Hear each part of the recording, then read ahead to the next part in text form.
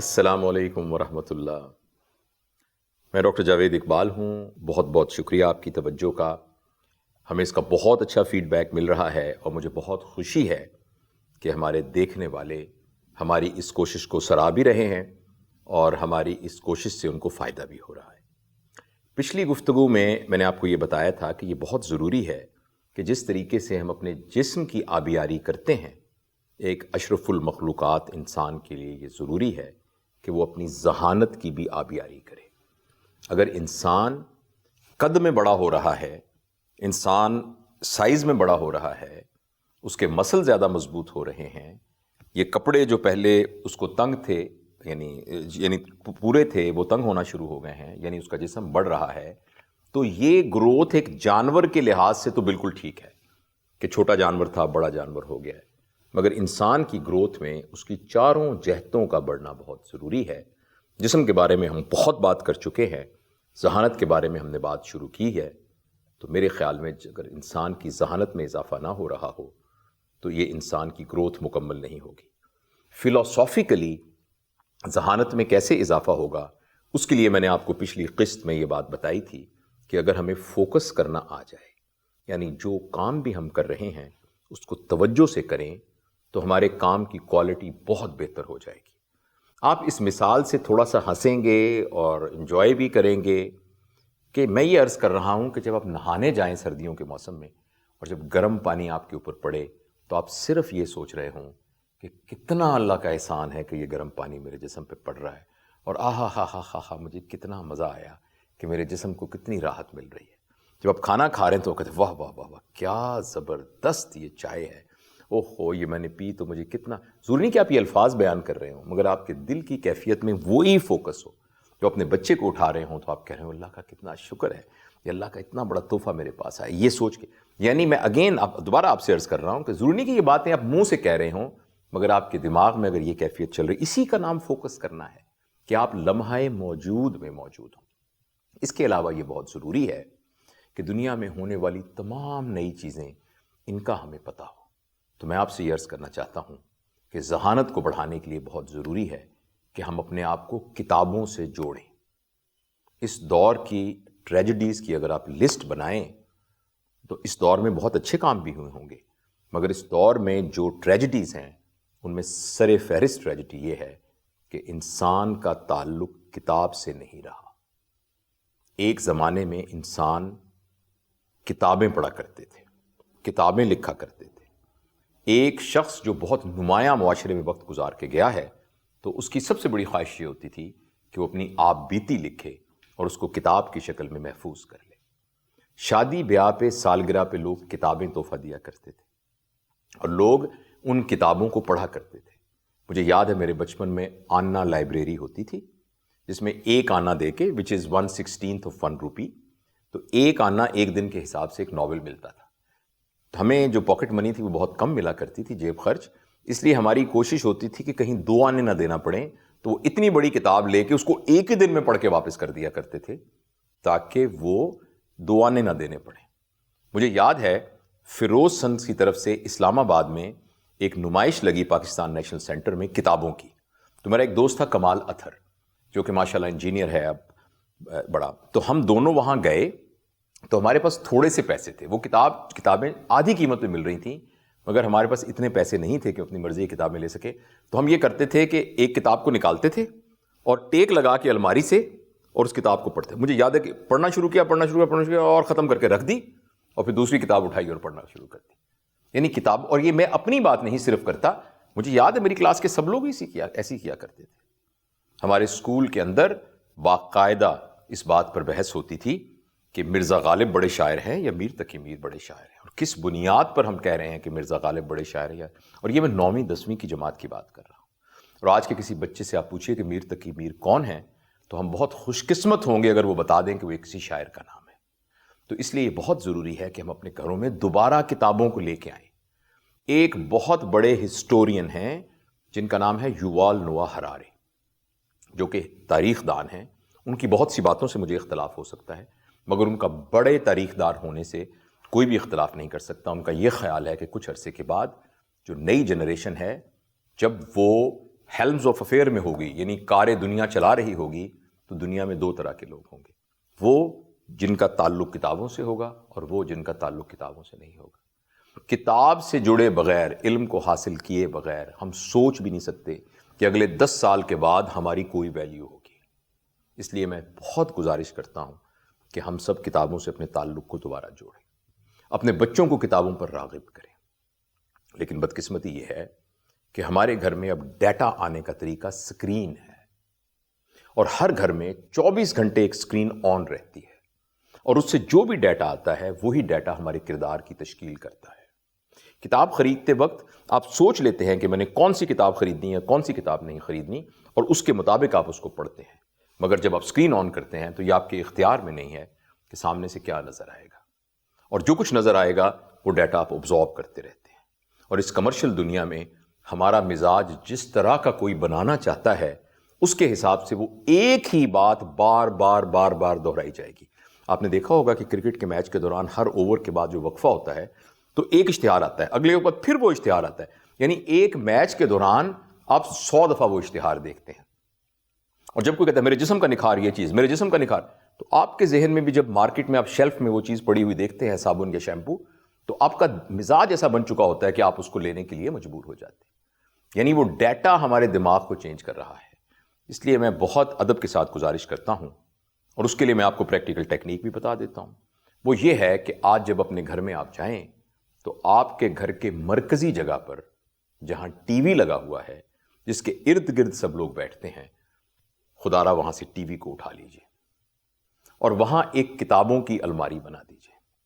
میں یہ نہیں کہتا کہ آپ ٹی وی نہ دیکھیں، آپ کو میچ دیکھنا ہے، آپ کو ٹی وی پر ایکچولی یہ پروگرام دیکھنا ہے، اور آپ کو ٹی وی پر اور چیزیں ضروری دیکھنی ہیں، مگر جس طریقے سے آپ کے گھر میں ایک کمرہ ہے جس کا نام باورچی خانہ ہے، جہاں کھانا پکتا ہے، جب کسی کو کھانا پکانا ہوتا ہے تو وہاں کھانا پکاتا ہے، وہ ڈرائنگ روم میں چولہا رکھ کے کھانا نہیں پکاتا۔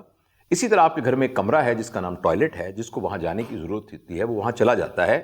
آپ کے ہر کمرے میں کموڈ نہیں لگا ہوا، آپ کے بیڈ روم میں کموڈ نہیں لگا ہوا، بلکہ جس کو وہاں جانا ہے وہاں چلا جاتا ہے۔ اسی طریقے سے جس کو ٹی وی دیکھنا ہے، ایک کمرے میں ٹی وی رکھ دیجئے، جس نے ٹی وی دیکھنا ہے وہ وہاں ٹی وی دیکھے، اور اس جگہ پر کتابوں کی الماری رکھ دیجئے، اور آپ کے بچے، آپ کے بڑے اور چھوٹے سب یہ دیکھیں کہ دادا ابو بھی کتاب پڑھ رہے ہیں، دادی اماں بھی کتاب پڑھ رہی ہیں، اماں بھی کتاب پڑھ رہی ہیں، چاہے فیشن کا میگزین ہی ان کے ہاتھ میں ہے، ابا بھی کتاب پڑھ رہے ہیں، بھیا بھی کتاب پڑھ رہے ہیں، بہن بھی کتاب پڑھ رہی ہے۔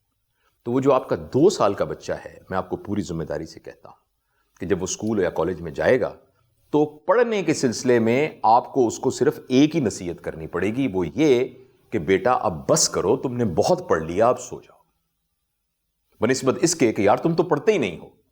کیونکہ بچوں کی تربیت کے لیے بہت ضروری ہے کہ جو چیز آپ ان کو سکھانا چاہتے ہیں وہ ایک لویبل ایکٹیویٹی کے طور پر ان کے ارد گرد موجود ہونی چاہیے۔ اگر آپ چاہتے ہیں کہ آپ کا بچہ نماز پڑھے تو جو 1 سال کا بچہ، اس کو یہ منظر دکھائیے کہ جب باہر سے ایک اونچی سی آواز آتی ہے تو دادا ابو اور بھیا اور چچا اٹھ کے چلے جاتے ہیں، اور ان کے بازو گیلے ہوتے ہیں اور سر پہ ٹوپیاں لے کے وہ گھر سے باہر چلے جاتے ہیں۔ اماں کے سر سے دوپٹہ اترا ہوتا ہے، مگر جو ہی وہ آواز سنتی ہیں تو فٹافٹ سر پہ دوپٹہ لے لیتی ہیں، پھر امی بھی ہاتھ گیلے کر کے آتی ہیں اور دوپٹہ سر پہ لے کے کپڑا بچھا کے ہاتھ باندھ کے کھڑی ہو جاتی ہیں۔ اور جب یہ منظر وہ 5 وقت میں دیکھے گا وہ بچہ، تو میں آپ کو یقین دلاتا ہوں کہ ابھی بچے کو بولنا نہیں آتا ہوگا، بمشکل وہ کھڑا ہو سکے گا، مگر آپ جو نماز پڑھیں گے تو آپ کے ساتھ ایسے نماز پڑھ کے ایسے آپ کو دیکھ رہا ہوگا، اور آپ کو قطعاً نہیں کہنا پڑے گا۔ تو ہم اپنے گھروں کے اندر کتابوں کو رواج دیں، ہمارے ہر جگہ پر کتابیں پڑھی ہونی چاہیے، اور ہم سب پڑھتے ہوئے نظر آئیں۔ یہ ایک طریقہ ہے ذہانت کو بڑھانے کا اور ہماری اگلی نسل کو بچانے کا۔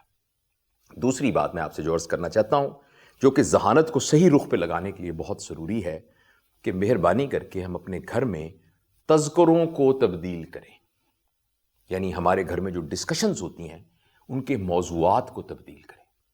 میں اور آپ اپنے گریبان میں جھانک کے دیکھیں کہ ہمارے گھر میں عموماً کس بات پر گفتگو ہوتی ہے۔ خواتین جب بیٹھتی ہیں تو عموماً اس بات پر گفتگو ہوتی ہے کہ بہن یہ تم نے بہت زبردست سوٹ پہنا، یہ کہاں سے لیا، سیل کہاں لگی ہوئی ہے، کہاں پر یہ سستا ملتا ہے، یہ تو بہت اچھا لگ رہا ہے، مسز صدیقی نے فلاں میں کون سی ساڑی پہنی تھی، یہ گفتگو ہوتی ہے۔ اور مردوں، اس کا یہ مطلب نہیں کہ مرد ایسی گفتگو، مردوں میں یہ گفتگو ہوتی ہے، گاڑی تم نے کون سی لی، کون سی جگہ پر پلاٹ سستا ملتا ہے، کس جگہ بزنس میں کون سا بزنس زیادہ اچھا ہے، کس جگہ، یعنی ان ادر ورڈز آسانی کے لیے میں آپ کو عرض کروں کہ ہمارے گھر میں جو گفتگو ہوتی ہے وہاں پیسے کو سیلیبریٹ کیا جاتا ہے۔ میں پیسے کے خلاف نہیں ہوں، میں بالکل نہیں کہہ رہا کہ آپ برانڈڈ سوٹ نہ پہنیں، میں بالکل نہیں کہہ رہا کہ آپ مہنگی گاڑی نہ لیں، میں بالکل نہیں کہہ رہا کہ آپ کار نہ خریدیں 1 کروڑ روپے کی اگر آپ کے پاس وافر پیسے ہیں، مگر مہربانی کر کے اپنے گھر میں اس کا تذکرہ نہ کریں، اپنے گھر میں پیسے کو سیلیبریٹ نہ کریں۔ اگر آپ نے 1 کروڑ کی کار خریدی ہے تو یہ مت کہیے کہ 1 کروڑ کی کار ہے، آپ یہ کہیے کہ آرام دہ کار ہے، آپ اس کے آرام دہ ہونے کو سیلیبریٹ کریں، اس کے 1 کروڑ کے ہونے کو سیلیبریٹ نہ کریں۔ اگر گھروں میں ہم نے پیسے کو سیلیبریٹ، اور یہ غلطی ہم سے ہوئی ہے پچھلے 30-40 سالوں میں، ہم سے یہ غلطی ہوئی ہے کہ میری والی نسل نے اور مجھ سے پہلے والی نسل نے اپنے تذکروں کے اندر پیسے کو سیلیبریٹ کیا ہے، جس کی وجہ سے ہماری جو موجودہ نسل ہے وہ صرف پیسے کو ہی پہلی قدر کے طور پر جانتی ہے۔ میں بہت ساری یونیورسٹیز میں جاتا رہتا ہوں اور میں ان سے بچوں سے بات کرتا ہوں، عموماً بچے یہ سوال پوچھتے ہیں کہ سر کوئی طریقہ بتائے جلدی سے پیسے کمانے کا۔ ان کا یہ سوال ناجائز نہیں ہے، پیسے کمانا کوئی بری بات نہیں ہے، لیکن فلسافیکلی یہ بڑی خطرناک بات ہے کہ یہ ان کی پرائرٹی نمبر 1 ہے۔ تو اس لیے میں گزارش کرنا چاہتا ہوں کہ ہمارے بچوں کی ویلیو سسٹم علم سے متعلق ہونی چاہیے۔ ہمارے بچوں کے نزدیک بڑا وہ ہونا چاہیے جو ایماندار ہے، بڑا وہ ہونا چاہیے جو سچا ہے، بڑا وہ ہونا چاہیے جو دلیر ہے۔ تو گھروں میں وہ تذکرے کیجیے۔ مثلاً آپ خود اپنے ذہن میں سوچئے، آپ کے گھر میں کب آخری دفعہ یہ گفتگو ہوئی تھی کہ حضرت فاطمہ ایک دفعہ بالکل بھوکی تھی کئی دنوں سے، تو انہوں نے اپنے بچوں کو، آپ بتا رہے ہیں کہ ان کے ہسبینڈ کون تھے؟ کہا حضرت علی۔ ہاں شاباش، آپ کو پتہ ہے۔ تو انہوں نے اپنے ہسبینڈ کو بھی بتایا، تو ان کے ہسبینڈ نے کہا کہ تم اپنے ابو سے جا کر کچھ کھانے کے لیے لے آؤ۔ ان کے ابو کون تھے؟ کہا حضرت محمد صلی اللہ علیہ وسلم۔ ہاں، تو وہ وہاں کے بادشاہ بھی تھے، یعنی بادشاہ سے مراد وہاں کے ہیڈ تھے۔ تو وہ خوشی خوشی اپنے ابو کے پاس گئیں، ان کو بتایا کہ ہم نے تو کئی دنوں سے کھایا نہیں۔ تو آپ کو پتہ ہے ان کے ابو نے کیا کہا؟ کہا نہیں، کہ ابو نے یہ کہا کہ فاطمہ تمہیں میں کھانے والی کسی چیز سے بہتر چیز نہ بتا دوں؟ تم 33 دفعہ سبحان اللہ پڑھو کرو، 33 دفعہ الحمدللہ ہر نماز کے بعد، اور 33 دفعہ اللہ اکبر، یہ اس سے بہت بہتر ہوگا۔ تو پتہ کیا ہوا؟ حضرت فاطمہ خوشی خوشی آئیں، انہوں نے اپنے ہسبینڈ کو بتایا، وہ بھی بہت خوش ہو گئے کہ ہمیں تو کتنی زبردست چیز مل گئی۔ یہ تذکرہ ہمارے گھر میں کب ہوا تھا؟ ہمارے گھر میں آخری دفعہ حضرت خالد بن ولید کا کب ذکر ہوا تھا؟ ہمارے ہاں کب مصعب بن عمیر کا ذکر ہوا؟ کب حضرت خدیجہ کا ذکر ہوا؟ حضرت صفیہ کے بارے میں ہمارے گھر میں کب بات ہوئی ہے آخری؟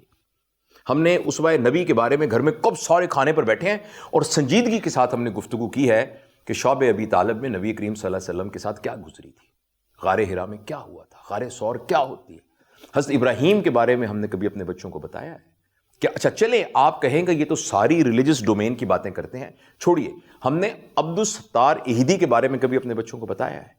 ہم نے کبھی بتایا کہ لیاقت علی خان کون تھے؟ ہم نے کبھی بتایا کہ جب لیاقت علی خان کو گولی لگی اور جب ان کی شیروانی کو اتارا گیا ان کی یعنی ڈیڈ باڈی سے، تو انہوں نے جو بنیان پہنی ہوئی تھی اس کے اندر سوراخ تھے، اور ان کے جوتے کے جو موزے تھے وہ پھٹے ہوئے تھے، اور ان کے ذمے بہت سارا قرضہ تھا، اور وہ پاکستان کے وزیر اعظم تھے۔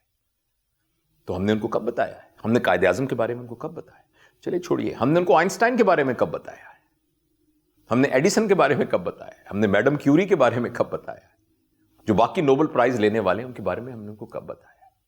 تو ہمارے گھر میں یہ تذکرے ہونے چاہیے، ہمارے گھر میں یہ باتیں ہونی چاہیے۔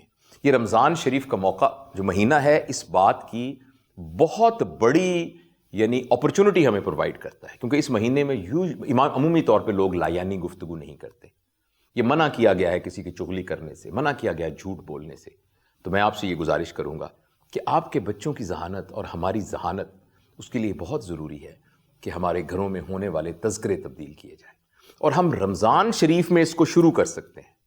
میں آپ سے یہ عرض کروں گا کہ آج ہی آپ میری بات کو غور سے سنتے ہوئے ایک فیصلہ کر کے اٹھیں ابھی ٹی وی کے سامنے سے کہ انشاءاللہ آج سے ایک رکوع قرآن پاک کا ترجمے کے ساتھ ہم اپنے گھر میں سارے اہل خانہ بیٹھ کر پڑھا کریں گے۔ میں آپ کو پوری ذمہ داری کے ساتھ کہتا ہوں، اگر آپ ایسا شروع کر دیں تو آپ کو اپنے گھر والوں کی زندگی میں تبدیلیاں نظر آنا شروع ہو جائیں گی۔ وہ بچہ جو آپ کا کہنا نہیں مانتا وہ کہنا ماننا شروع ہو جائے گا، وہ لڑکا جو فضول خرچ تھا وہ فضول خرچی چھوڑ دے گا، وہ جو آپس کی لڑائیاں تھیں وہ ختم ہو جائیں گی۔ لہٰذا بہت ضروری ہے ذہانت کے سلسلے میں کہ ہمیں کتابوں سے جڑنا ہے، اور اپنے گھر کے تذکروں سے وہ تمام باتیں جس میں پیسہ سیلیبریٹ ہوتا ہے اس کو نکالنا ہے. وہ تذکرے گھر میں کرنے ہیں جن سے ویلیو سیلیبریٹ ہوتی ہیں. تو بہت بہت شکریہ. وقت ہو گیا اجازت کا. انشاءاللہ العزیز میں آپ کے ساتھ کچھ اور باتیں بتاؤں گا کہ جس سے ہم اپنی ذہانت میں اضافہ کر سکتے ہیں. بہت بہت شکریہ.